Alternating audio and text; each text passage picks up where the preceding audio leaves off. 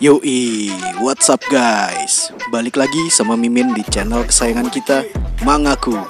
Kumpulan para wibu yang tidak bau bawang. Hai.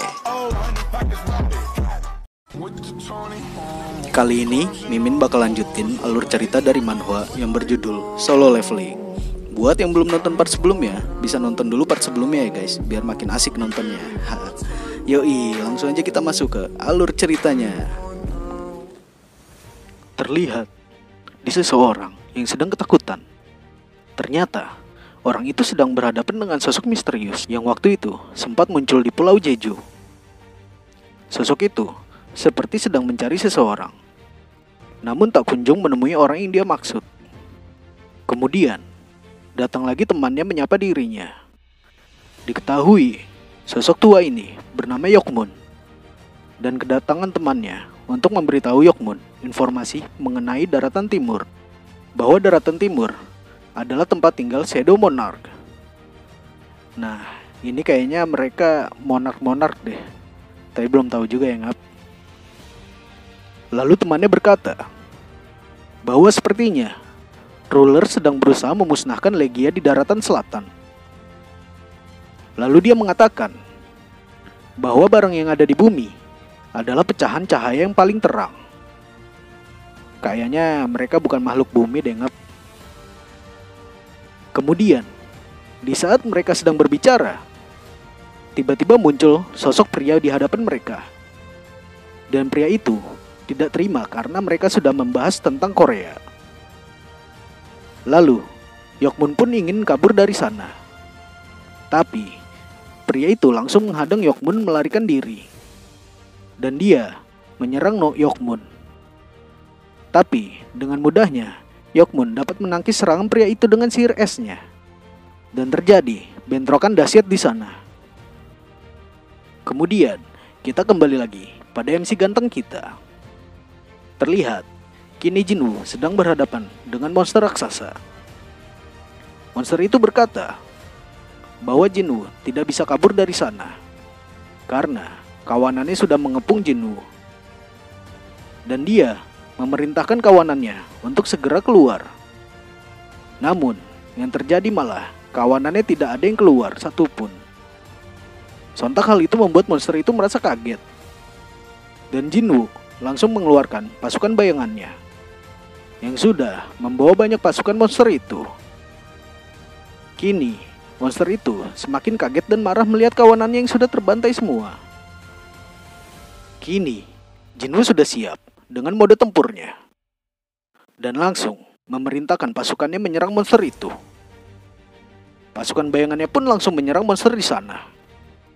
Terlihat di sini pasukan Jinwoo lebih unggul dalam pertarungan ini. Dan kini Jinwoo seperti seorang bos yang tidak perlu mengotori tangannya untuk membunuh sang bos dungeon itu.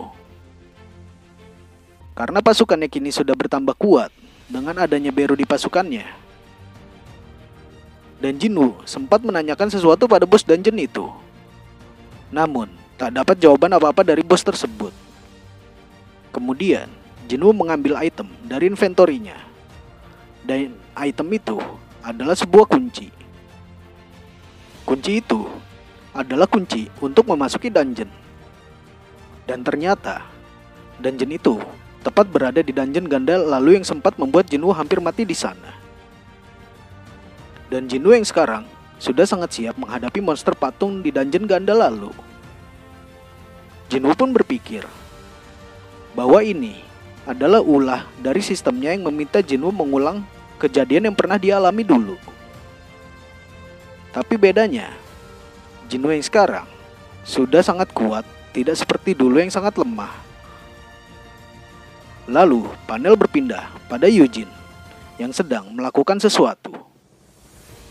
Namun terlihat Eugene sedang emosi.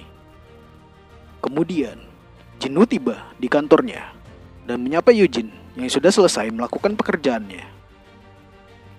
Lalu Jinwoo memberikan banyak kristal sihir tingkat tinggi pada Eugene. Eugene pun berkata, dengan kristal sihir sebanyak itu, dia jadi tidak perlu memikirkan gaji anggotanya nanti. Jinwoo pun kaget karena kini hanya mereka berdua saja yang ada di guildnya. Jinwoo pun terpikirkan kalau dia harus mempunyai anggota biar bisa membangun guildnya menjadi besar. Lalu, Jinwoo menanyakan pada Eugene, apakah ada masalah yang lain? Eugene pun menjawab bahwa ada masalah yang lebih besar.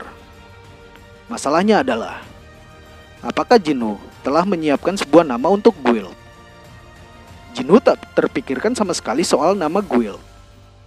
Lalu, Eugene menjelaskan bahwa nama guild adalah hal utama dalam guild. Kemudian, Eugene menyarankan sebuah nama, yaitu Sungjin Guild. Sungjin Guild adalah gabungan nama antara mereka berdua, atau The Friendship Guild, atau Jinjin Guild. Jinwoo langsung menjawab bagaimana dengan Solo Guild. Sontak Eugene langsung kaget mendengarnya, karena sebuah guild tidak akan bisa bekerja secara solo. Tapi Eugene tidak bisa membantahnya, karena kenyataannya memang Jinwoo hanya bekerja sendirian dalam pertarungan. Kemudian, di saat mereka sedang debat soal nama guild, tiba-tiba ada seseorang yang mendatangi mereka. Dan ternyata, orang itu adalah Cha Hae-in. Lalu, Jinwoo menanyakan, mengapa Cha Hae-in berada di kantornya? Cha Hae-in menjawab, kalau dia ingin bergabung dengan guildnya Jinwoo. Kemudian, Cha Hae-in dibawa masuk ke dalam, dan Jinwoo menanyakan lagi, ada urusan apa Cha Hae-in sampai datang ke tempatnya.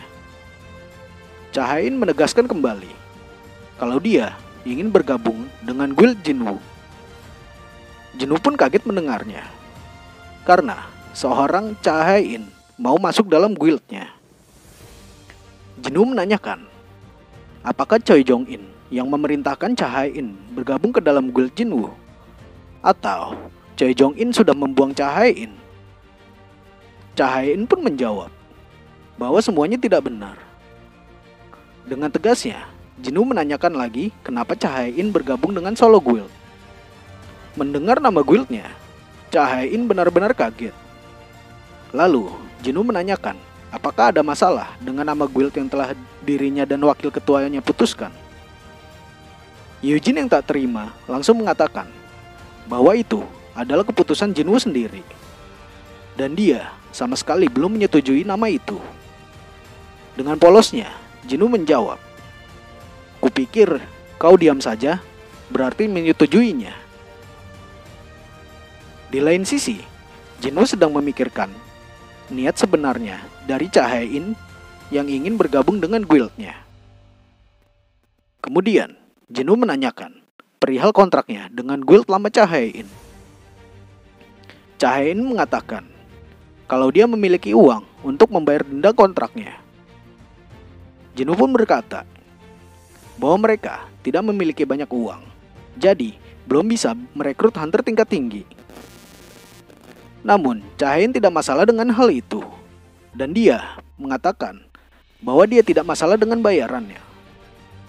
Fix banget sih ini, Cha Hae-in udah naksir sama Jinwoo ya ngap. Lalu, Jinwoo menanyakan lagi alasan Cha Hae-in ingin bergabung dengan guildnya, dan mengatakan bahwa tempat ini adalah tempat yang tidak berguna bagi dirinya. Cha Hae-in berkata dalam hati, bagaimana dia menjelaskan alasannya? Karena kalau dia mengatakan alasan sebenarnya, Jinwoo akan menganggapnya sinting. Diperlihatkan bahwa Cha Hae-in dari awal bertemu Jinwoo sudah tertarik dengan bau Jinwoo, dan Cha Hae-in terus mencari tahu tentang Jinwoo. Sampai akhirnya Jinwoo lah yang menyelamatkan dirinya dari kematian. Akhirnya, hal itu membuat Cha Hae-in jatuh cinta pada Jinwoo. Dan sebenarnya, dia ingin mengatakan kalau dia ingin terus di samping Jinwoo sampai kematian menjemputnya. Anjay, bener kan udah cinta mati nih Cha Hae-in sama Jinwoo. Tapi, wajah Cha Hae-in kini malah memerah padahal belum menjawab pertanyaan Jinwoo. Melihat perilaku Cha Hae-in yang aneh, Jinwoo jadi berpikir kalau ada yang disembunyikan dari Cahayain. Jinwoo nggak peka amat sama cewek. Kurang apa coba ini Cahayain yang apa?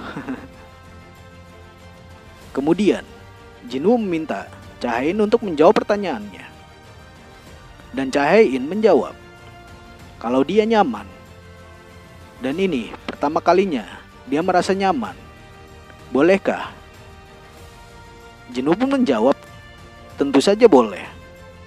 Tapi Hyojin membisikkan, mengapa tingkah laku Cahayain menjadi aneh seperti itu? Dan Jinwoo memberitahu bahwa untuk memasuki guildnya ada tes pendaftarannya. Hyojin berkata bahwa hal seperti itu tidak ada dalam peraturan guildnya. Tentu saja, tes pendaftaran ini hanya dibuat oleh Jinwoo. Lalu, Jinwoo memerintahkan Hyojin untuk segera membuatkan cemilan untuk Cahayain. Kemudian, Cahayain menanyakan tesnya seperti apa. Jinwoo pun kaget, karena dia hanya ingin menguji niat dari Cahayain. Namun, ternyata Cahayain menyetujui untuk melakukan tes. Jinwoo memberitahu bahwa tesnya adalah menyelesaikan tantangan yang diberikan oleh Jinwoo. Cahayain pun menjawab agar Jinwoo tidak meremehkannya pada saat tes nanti. Lalu, Cahayain menanyakan tantangan seperti apa yang Jinwoo maksud. Jinwoo mengatakan bahwa Jinwoo akan memilih yang terkuat untuk Cahayain. Cahayain menyetujuinya dan menanyakan kapan tesnya akan dimulai. Jinwoo mengatakan bahwa tesnya bisa dilakukan sekarang. Dan Jinwoo menyarankan untuk melakukan tesnya di Aula Hunter. Di saat Cahayain ingin berjalan keluar menuju Aula Hunter, Jinwoo menahannya dan mengajaknya berangkat bersama. Lalu Jinwoo meminta Cahayain untuk mendekat padanya dan langsung dipeluk Cahayain. Kemudian Jinwoo mengatakan Shadow Exchange. Bisa aja nih Jinwoo ngambil kesempatan.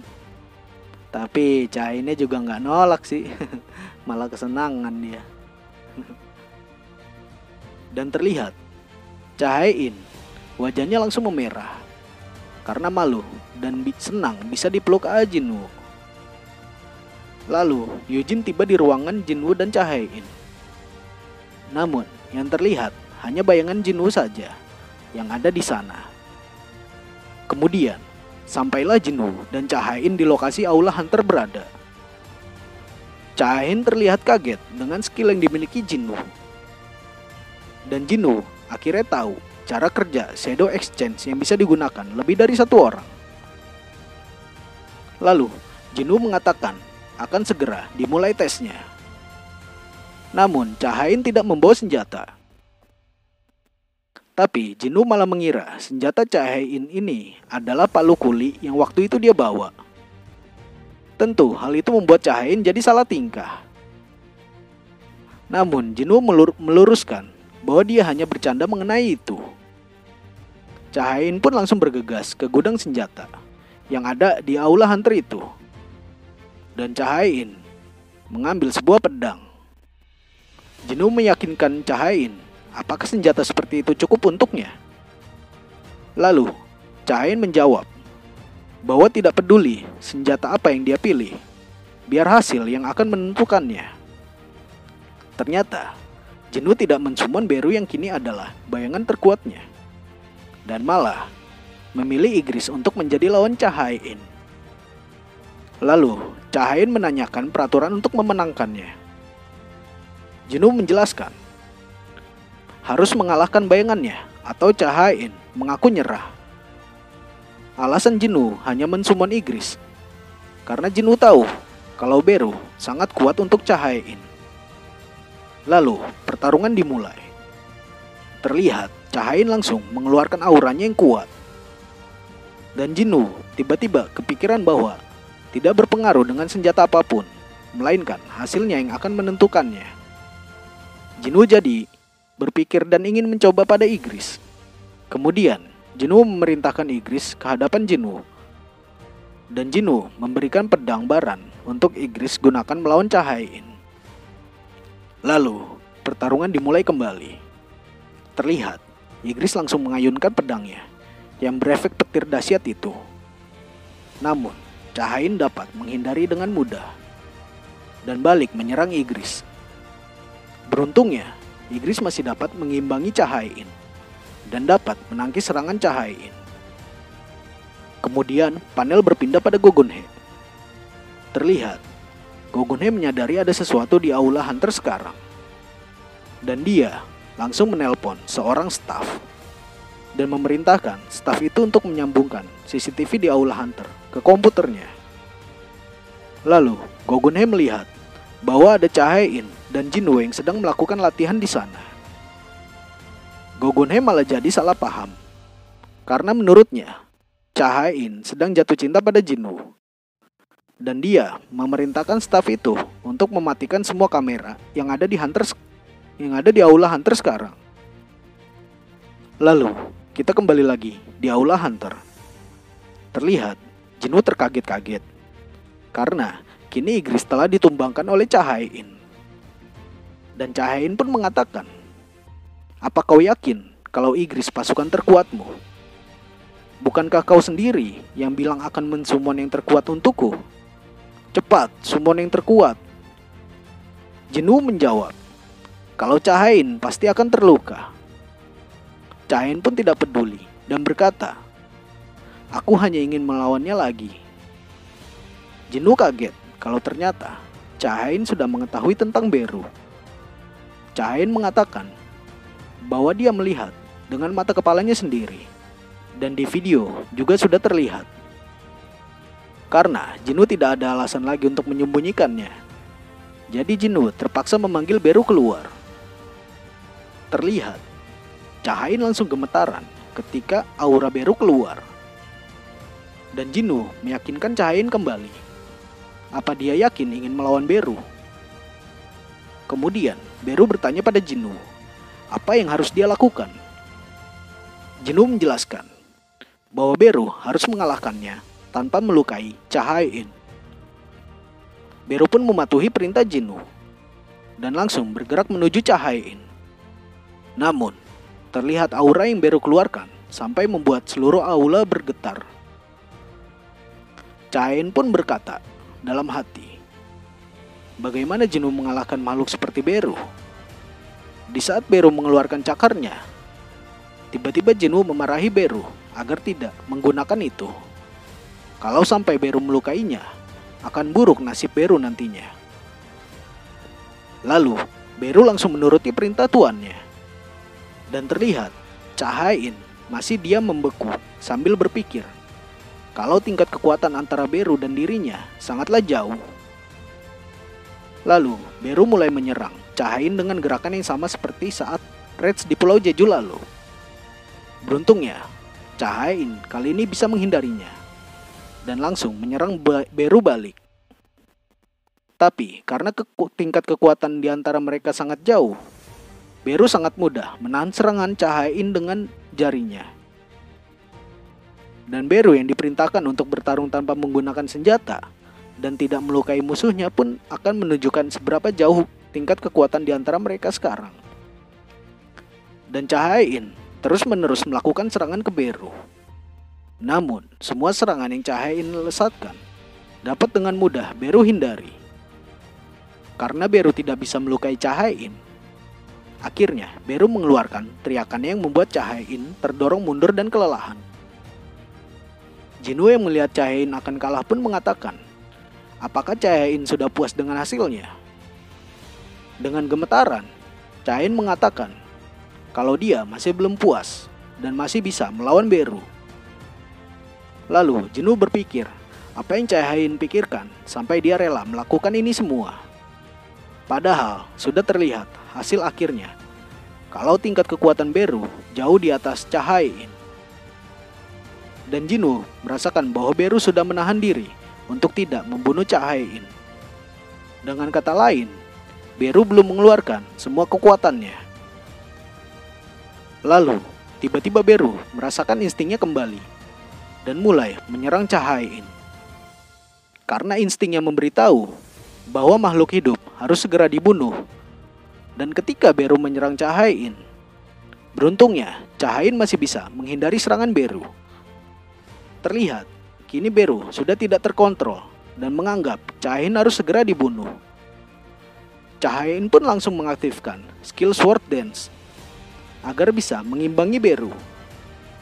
Namun, dengan mudahnya Beru dapat menghancurkan pedang Cahain.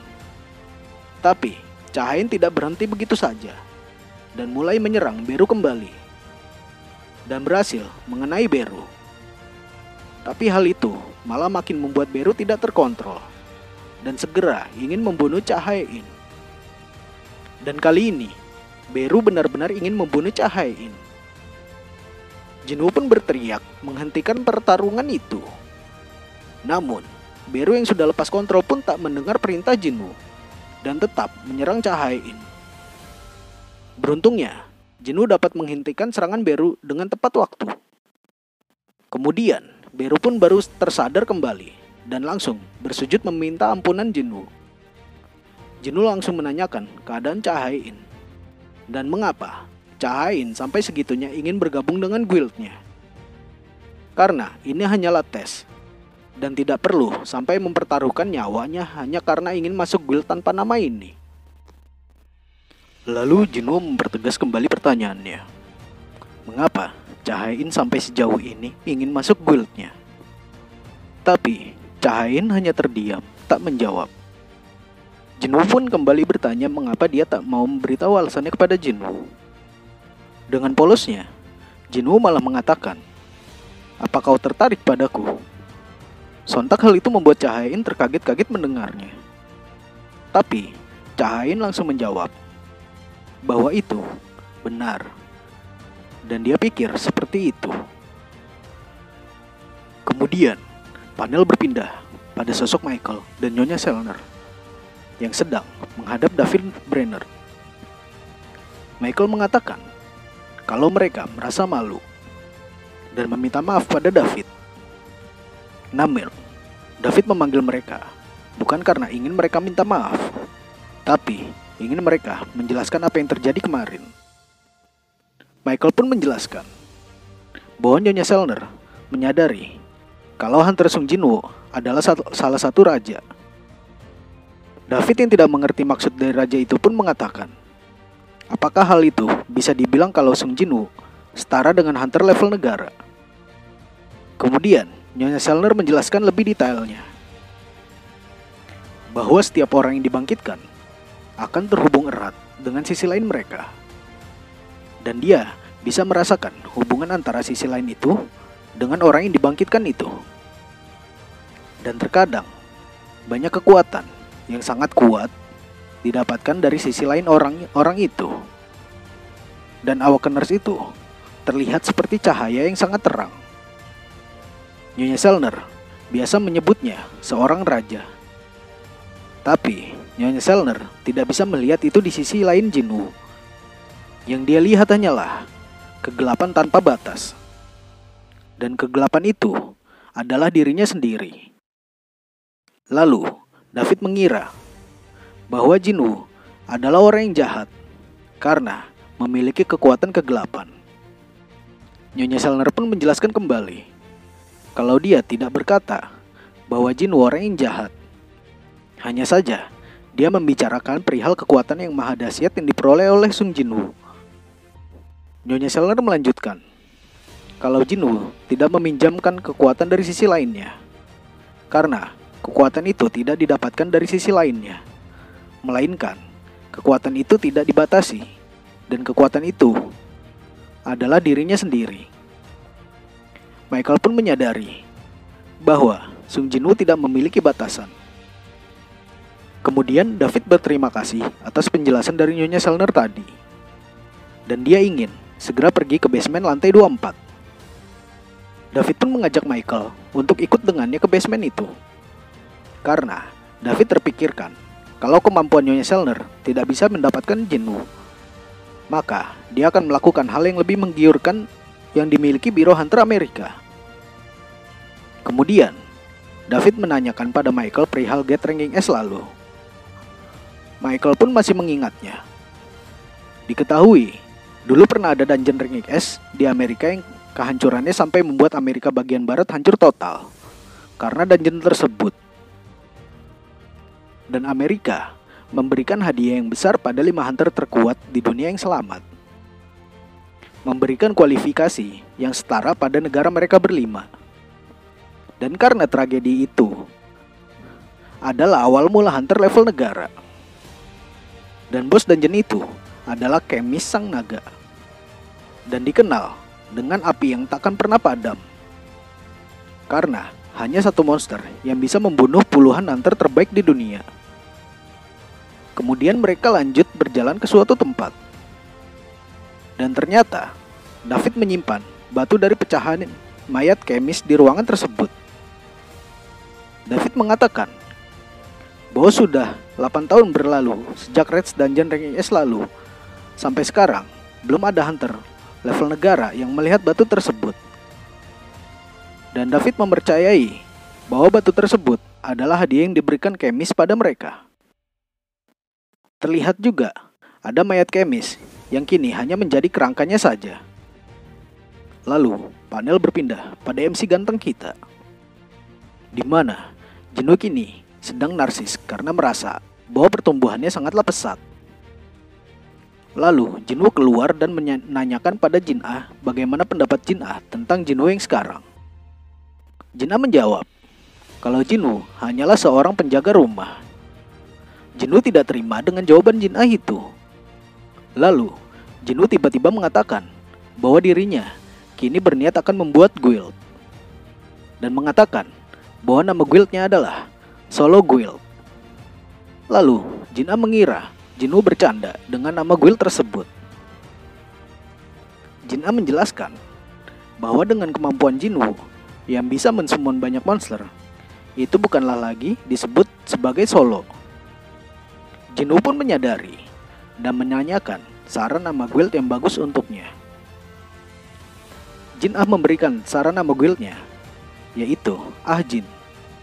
Guild dengan arti bahwa Ah itu aku dan Jin itu bergerak maju.